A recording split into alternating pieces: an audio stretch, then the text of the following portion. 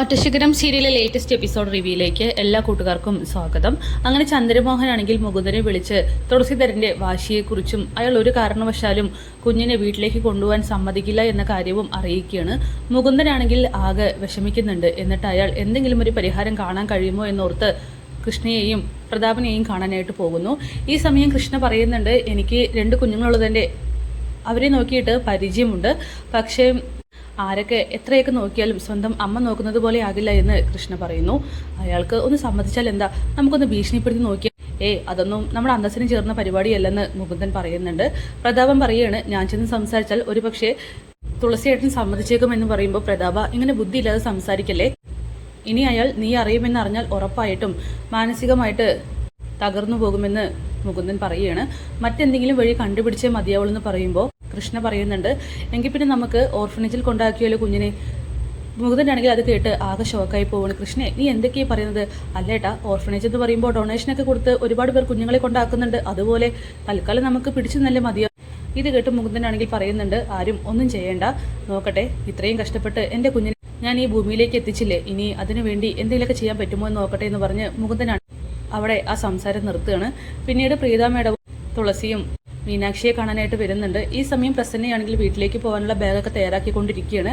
കുഞ്ഞിനെ നോക്കി മീനാക്ഷി കുഞ്ഞിൻ്റെ അടുത്ത് തന്നെയുണ്ട്. എന്ത് പറയുന്നു, മീനാക്ഷിക്ക് സുഖമല്ലേ? അതേ എന്നിങ്ങനെ മിനു മറുപടി കൊടുക്കുകയാണ്.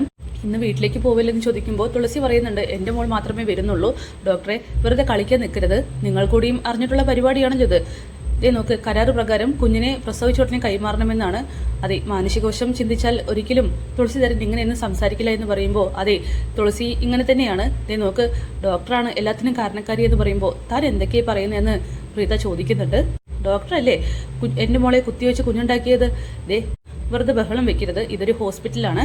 പിന്നെ ആരുടെ പക്ഷത്ത് നിൽക്കാതെ സംസാരിച്ചാൽ നിങ്ങൾ ഈ കുഞ്ഞിൻ്റെ മുത്തശ്ശനാണെന്ന് പറയുമ്പോൾ എനിക്ക് ഈ കുഞ്ഞിൻ്റെ മുത്തശ്ശനൊന്നും ആവേണ്ട. മര്യാദയ്ക്ക് ഈ കുഞ്ഞിനെ എടുത്തിട്ട് പോകാനായിട്ട് അവരെ വിളിക്കുന്ന പറയുമ്പോൾ അത് അവർ വിളിക്കൊന്നും വേണ്ട, വന്നോളും, ഹോസ്പിറ്റൽ ബില്ലും മറ്റും പേ ചെയ്യണ്ടേ, അപ്പോൾ പിന്നെ അവർ എത്തിക്കോളും എന്ന് പറയുകയാണ്. എന്തായാലും മീന് പറയുന്നുണ്ട്, കുഞ്ഞിനെ ഞാൻ നോക്കിക്കോളാമെന്ന്. അങ്ങനെ അവിടേക്ക് ചന്ദ്രമോഹൻ വരികയാണ്. മീനാക്ഷി ബില്ലൊക്കെ പേ ചെയ്തിട്ടുണ്ടെന്ന് പറയുന്നുണ്ട്. തുളസിയെ ഒന്ന് മെയിൻറ്റ് പോലും ചെയ്യുന്നില്ല. അങ്ങനെ ഡോക്ടർ പറയും, മീനാക്ഷി ഈ റൂമിൽ നിന്നും എത്രയും പെട്ടെന്ന് പോയേ മതിയാവൂ, കാരണം അടുത്ത പേഷ്യൻ്റ് ബുക്കഡ് ആയിട്ടുണ്ട്, അതുകൊണ്ട് ഇന്ന് ഡിസ്ചാർജ് ആയേ മതിയാവുള്ളൂ എന്ന് പറഞ്ഞ് ഡോക്ടർ അവിടെ നിന്നും പോകുന്നുണ്ട്. തുളസിക്കാണെങ്കിൽ ദേഷ്യം വരികയാണ്. ചന്ദ്രമോഹനോട് ചോദിക്കുന്നുണ്ട്, അതെ എന്തൊക്കെയാണ് ഇവിടെ നടക്കുന്നത്? നോക്ക്, ഇതൊന്നും നടക്കുന്ന കേസല്ല, കരാറിൽ ഇങ്ങനെയൊന്നും ഇല്ലെന്ന് പറയുമ്പോൾ അതെ ചേട്ടൻ എന്താന്ന് വെച്ചാൽ പറഞ്ഞു. മീനാക്ഷി കുഞ്ഞുമായിട്ട് വീട്ടിലേക്ക് പോകുന്നുണ്ടോ? അതെ, എൻ്റെ വീടാണ്, കയറാൻ പറ്റില്ലെന്ന് പറയുമ്പോൾ ഞാൻ മീനാക്ഷിയോടാണ് ചോദിച്ചത്, കുഞ്ഞിൻ്റെ അമ്മയോട്, അല്ലാതെ ചേട്ടനോടല്ലെന്ന് പറയുകയാണ്. ആ സാറേ, ഞാൻ എൻ്റെ കുഞ്ഞുമായിട്ട് വീട്ടിലേക്ക് പോകുന്നുണ്ടെന്ന് ഇങ്ങനെ മീനാക്ഷി പറയുകയാണ്. ഇപ്പോൾ വരികയാണെങ്കിൽ ഞാൻ ഡ്രോപ്പ് ചെയ്യാമെന്ന് പറയുന്നുണ്ട്. അങ്ങനെ ചന്ദ്രമോഹനോടൊപ്പം എല്ലാവരും കാറിൽ കയറി വീട്ടിലേക്ക് എത്തുകയാണ്. തുളസിയാണെങ്കിൽ ആകദേശത്തോട് കൂടിയിട്ട് അകത്തേക്ക് കയറി പോകുന്നുണ്ട്. പിന്നീട് പ്രസന്ന ബാഗും മറ്റുമായിട്ട് ഇറങ്ങിയതിന് ശേഷം കുഞ്ഞിനെ വാങ്ങുകയാണ് മീനാക്ഷിയുടെ കയ്യിൽ നിന്നും. അങ്ങനെ മീനാക്ഷിയുടെ അവസ്ഥ മനസ്സിലാക്കിക്കൊണ്ട് ചന്ദ്രമോഹനാണെങ്കിൽ മീനാക്ഷിയെ സഹായിക്കാനായിട്ട് കൈ കൊടുക്കുന്നുണ്ട്. മീനാക്ഷി ആണെങ്കിൽ ഒന്ന് മടിക്കുകയാണ് അയാളുടെ കൈ പിടിക്കാനായിട്ട്. മൂത്ത സഹോദരനായിട്ട് കണ്ടാൽ മതി, പിടിച്ചോളൂ എന്ന് പറയുകയാണ്.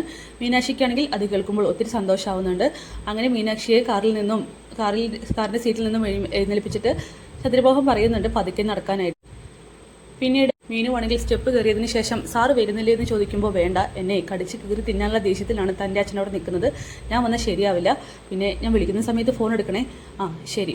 അങ്ങനെ ചന്ദ്രമോഹൻ അവിടെ നിന്നും പോകാനായിട്ട് നിൽക്കുമ്പോഴാണ് തുളസി അങ്ങോട്ട് വരുന്നത്. അതെ സാറേ, അങ്ങനെ അങ്ങോട്ട് പോകാൻ വരട്ടെ. നോക്ക്, ഈ കുട്ടിച്ചാത്തനെ എപ്പോഴാണ് കൊണ്ടുപോവുക? അതെ തുളസിയേട്ടാ, എത്രയാ പറയുന്നത്, ഇങ്ങനെയൊന്നും പറയല്ലേ, അത് നിങ്ങളുടെ പേരക്കുട്ടിയാണെന്ന് പറയുമ്പോൾ പേരക്കുട്ടിയൊക്കെ അവിടെ നിൽക്കട്ടെ, എത്രയും പെട്ടെന്ന് ഇതിനെ തലേന്ന് ഒഴിപ്പിച്ചാൽ മതിയാവും. പറഞ്ഞല്ലോ അതിന് പാസ്പോർട്ടും മറ്റും എടുക്കാനുണ്ട്, പിന്നെ ഇതൊരു കുഞ്ഞാണ്, അല്ലാതെ സെഞ്ചിയിലിട്ട് കൊണ്ടുപോകാനുള്ള കളിപ്പാട്ടമല്ലെന്ന് ചന്ദ്രമോഹൻ പറയുകയാണ്. എനിക്ക് അങ്ങനെയൊന്നും അറിയേണ്ട ആവശ്യമില്ല, സെഞ്ചിയിലോ നിങ്ങൾ ചാക്കിലോ എന്തിലത് വെച്ച് ഇട്ട് കൊണ്ടുപോയിക്കോ, പക്ഷെ ഇതിനെ ഒഴിവാക്കി തന്നേ മതിയാകൂ. പറഞ്ഞല്ലോ ഒരു 3 ആഴ്ച സമയം തന്നേ മതിയാകൂ. നിങ്ങൾ എന്തൊക്കെയാണ് പറയുന്നത്? ആരാ ആ മേനോൻ? അയാൾ ഇങ്ങോട്ട് വിളിച്ചതാ, ഞാൻ സംസാരിക്കാം എങ്കിലേ കേട്ടോ. അങ്ങനെ ഒരു മേനോൻ ഇല്ലെന്ന് പറയുകയാണ്. എന്ത്, ഞങ്ങൾ ചതിക്കുകയായിരുന്നോ? ആ അങ്ങനെ വെച്ചാൽ അങ്ങനെ കരുതിക്കോ. ഇതൊക്കെ കേട്ട് മീനാക്ഷി അവിടേക്ക് വരികയാണ്. സാറേ, കുഞ്ഞിനെ 3 മാസം ഞാൻ സ്വന്തമായി നോക്കാൻ തയ്യാറാണെന്ന് പറയുകയാണ്. തുളസിയാണെങ്കിൽ ആകെ ഷോക്കാവുന്നു. മീനാക്ഷി, നീ എന്തൊക്കെയാണ് പറയുന്നത്? അതെ അച്ഛാ, 3 മാസം ഞാൻ കുഞ്ഞിനെ സംരക്ഷിക്കും, എൻ്റെ കുഞ്ഞാണിത്. നോക്ക്, എന്നെ ധിക്കരിച്ച് നീ ഒരുപാട് സംസാരിക്കുന്നുണ്ട്. അതെ അച്ഛാ, ഞാൻ പറഞ്ഞു അവളോടൊപ്പം എനിക്ക് കുറച്ചുകൂടി ദിവസം ഇരുന്നേ മതിയാവും. നീയേ എൻ്റെ മോളാണ്, ഞാൻ പറയുന്നത് കേട്ടാൽ മതി. അച്ഛൻ്റെ മോളോട് അച്ഛനുള്ള എല്ലാ കടമകളും അധികാരങ്ങളും എൻ്റെ മോളോട് എനിക്കുണ്ട്. ഞാൻ പ്രസവിച്ച കുഞ്ഞാണിത്, ഞാൻ വിട്ടുകൊടുക്കാൻ തയ്യാറല്ലെന്ന് പറയുന്നു. ഇത് കേട്ട് ചന്ദ്രമോഹന് ഒത്തിരി സന്തോഷമാവും. ഇവിടെ ഇരുത്താൻ പറ്റില്ലെന്ന് തുളസി പറയുന്ന സമയത്ത്, എങ്കിലേ സാറേ ഞങ്ങൾക്കേ താമസിക്കാനായിട്ട് മറ്റൊരു വീട് സംഘടിപ്പിക്കുക, ഞാൻ അങ്ങോട്ട് വരാം, ഞാനും എൻ്റെ മോളും മാത്രം. മീനാക്ഷി ഇത് മാത്രം കേട്ടാൽ മതി, ഞങ്ങൾ ഒരു വീട് സംഘടിപ്പിക്കാം, എന്നിട്ട് എല്ലാ കാര്യങ്ങളും ഞങ്ങൾ നോക്കിക്കോളാം, വാടകയും മറ്റും. പിന്നെ മീനാക്ഷിക്ക് ഒരു ജോലിക്കാരിയെ കൂടിയും ഏർപ്പാടാക്കാം. ഇത് കേട്ട് തുളസിയുടെ കണ്ണുകൾ നിറയുന്നുണ്ട്. നിങ്ങൾ എന്തൊക്കെയാണ് പറയുന്നത്? അല്ലാതെ പിന്നെ എന്ത് ചെയ്യാനാ ചേട്ടൻ എന്തായാലും സംരക്ഷിക്കില്ല, ഞങ്ങൾക്ക് കുറച്ചുകൂടി സമയം വേണം, അല്ലാതെ കുഞ്ഞിനെ ഏറ്റെടുക്കില്ല എന്നൊന്നും പറഞ്ഞിട്ടില്ലല്ലോ. അങ്ങനെ തൻ്റെ ഇടത്തോടു കൂടി തന്നെ ചന്ദ്രമോഹൻ സംസാരിക്കുകയാണ്. മീനാക്ഷിയും ഉറച്ച നിലപാടിൽ തന്നെയാണ് നിൽക്കുന്നത്. അങ്ങനെ മീനാക്ഷിയുടെ വാക്കുകൾ കേട്ട് ചന്ദ്രമോഹനാണെങ്കിൽ സന്തോഷത്തോടെ മടങ്ങാൻ നിൽക്കുന്ന സമയത്ത് അയാൾ ഒന്നുകൂടി തിരിഞ്ഞെന്ന് പറയുന്നുണ്ട്, മീനാക്ഷി ഫോൺ വിളിച്ചാൽ എടുത്തേക്കണം, കാരണം ഇതെൻ്റെ ഡ്യൂട്ടിയാണ്, മീനാക്ഷി വിളിച്ചിട്ട് എടുത്തില്ലെങ്കിൽ 1.5 മണിക്കൂറിനുള്ളിൽ ഞാനിവിടെ ഉണ്ടാകുമെന്ന് പറയുകയാണ്. ഇതൊക്കെ കേട്ട് തുളസിയാണെങ്കിൽ ആകെ കിളിപോയതുപോലെ നിൽക്കുന്നുണ്ട്. മീനാക്ഷിയാണെങ്കിൽ അതും പറഞ്ഞുകൊണ്ട് അകത്തേക്ക് കയറി പോകുന്നു.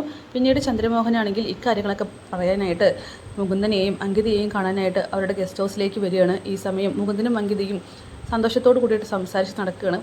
ചന്ദ്രമോഹനെ കാണുമ്പോൾ തന്നെ താൻ എത്തിയോടോ, താൻ ഞങ്ങൾക്ക് വേണ്ടി ഒരുപാട് റിസ്ക് എടുക്കുന്നുണ്ടെന്ന് അറിയാം, അതുകൊണ്ട് ഒരു ചായ കുടിച്ചിട്ടാവാം സംസാരം, അങ്കിത അയാൾക്കുള്ള ചായ ഉണ്ടാക്കുമെന്ന് പറഞ്ഞും അങ്കിതയും മുകുന്ദനും ചന്ദ്രമോഹനും അകത്തേക്ക് കയറി പോകുന്നു. അപ്പോൾ